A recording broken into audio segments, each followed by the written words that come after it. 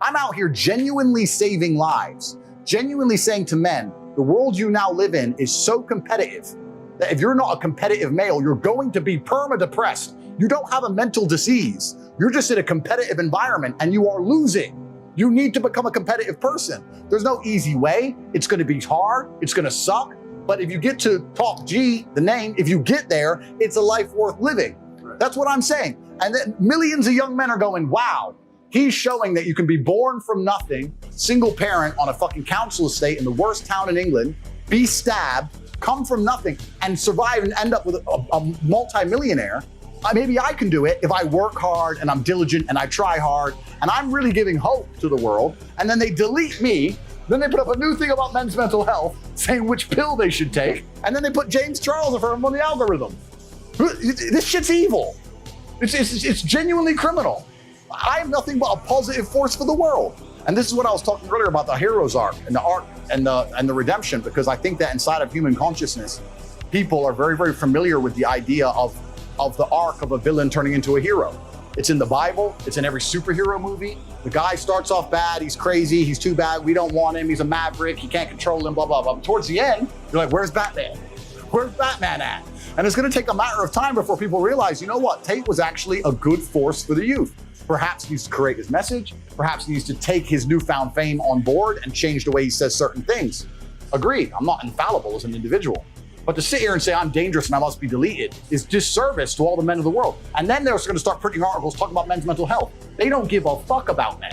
They don't give a shit about the 18-year-old boy out there who can't get a girlfriend and is genuinely lonely and the fucking sports star's fucking them all. I'm telling him what he has to do. I'm saying, listen, bro, of course the sports star's fucking them all. He's a G. You ain't shit. If you were a chick, would you choose you? Because I fucking wouldn't. So whose fault is that? The best thing about being a man is you get to build your character from the ground up. You're not born with any value. You're born as a blank slate. I decided I wanted to be a big toting, kickboxing, Bugatti driving fucking bad boy. I did it all myself. You get to choose you want to be a musician and be sensitive and play guitar and get them that and be important that way. You get to choose you want to go get in the cage and kick the fuck out of somebody. You get to choose to be anything you want, but you have to go and do it. It's going to be difficult because it's competitive. But that's the beauty of being a man, the blank slate. And I inspire men to look at themselves as a blank slate and go, you know what? I ain't shit now, but I can become anything I want. How could I possibly give up on myself? And then they delete me. And then they say, we care about men's mental health.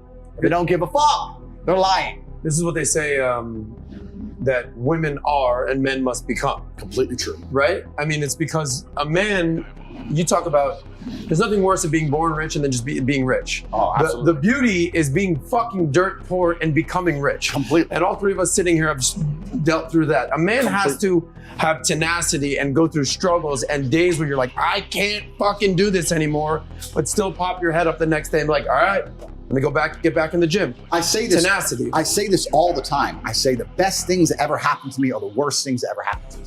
All the trauma and bullshit I've been through in my life are the best things that ever happened to me. Because as a man, if you've not had a difficult life, you cannot be good at being a man.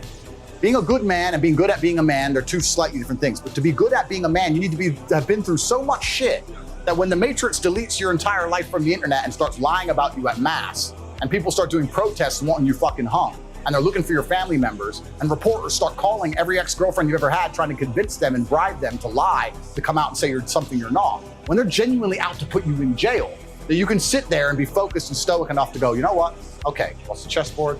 What's gonna happen? Who's trying to shoot me right now? Nobody. Okay, so it's better than it was a couple years ago. Okay, so X, Y, Z, and plan through it, right? You're never gonna be capable as a man if you've not had trauma.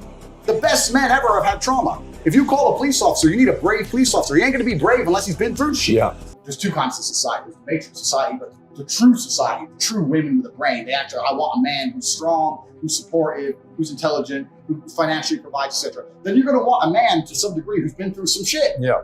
And a man who's internalized it and used it as a weapon. And this is what I say to people. People email me their long lists of all the bad things that happened to them, and I reply, fantastic.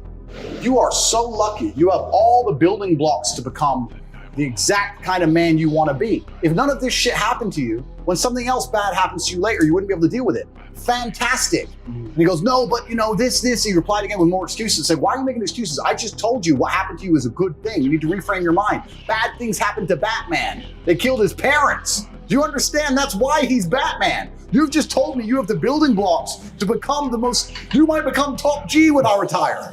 Fantastic. What are you complaining about? He goes, well, what do? I said, you need to work. Take all that trauma. If you're truly heartbroken, my friend, and we've all been there as men, if you're truly heartbroken, you can't sleep. That means you're gonna get in fantastic shape. You better hit the gym. You have nothing else to do. Stop watching YouTube. Stop emailing me. I want pictures of you in the gym. Get to fucking work. Heartbreak's a fantastic motivator, as is depression, as is sadness. Great. Look at what's pissing you off and make sure it never happens again. If you were jacked and rich as fuck, she probably wouldn't have left your ass. So get your shit together, right? So this is so important. Trauma is such an important part of being a man. And the Matrix talks of trying to say that trauma is terrible and avoid trauma, or if you get trauma, take a pill, and that's unrealistic. Trauma's gonna happen to you, and you as a man need to internalize it, accept it, and weaponize it to become the best version of yourself you can be. And that requires mental strength and stoicism. It does not require, be more emotional. If you're more emotional, you're gonna fall apart when shit happens.